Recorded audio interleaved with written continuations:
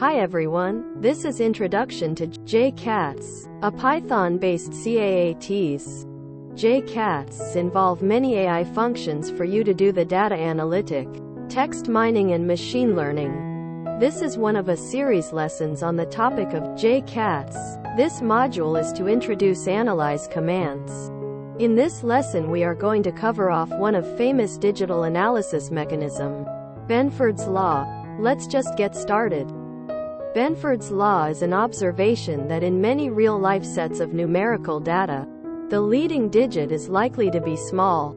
In sets that obey the law, the number 1 appears as the leading significant digit about 30% of the time, while 9 appears as the leading significant digit less than 5% of the time.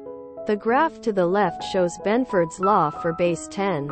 Benford's law also makes predictions about the distribution of second digits, third digits, digit combinations, and so on.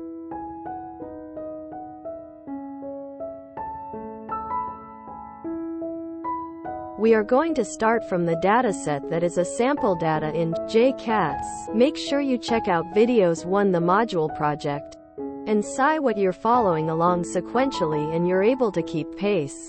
What we are looking for is the status of distribution from the amount column of its first leading digital number. First, let's open the payments table, select the Benford command. In the Benford interface, it requires us to define an analyze value in Benford. The number of leading digital, start digit. Show the boundary, z method. Chi-squared test for goodness of fit, p-value 0.05. In this case, we analyze the amount by using the Benford method, analyzing the first and second leading digit.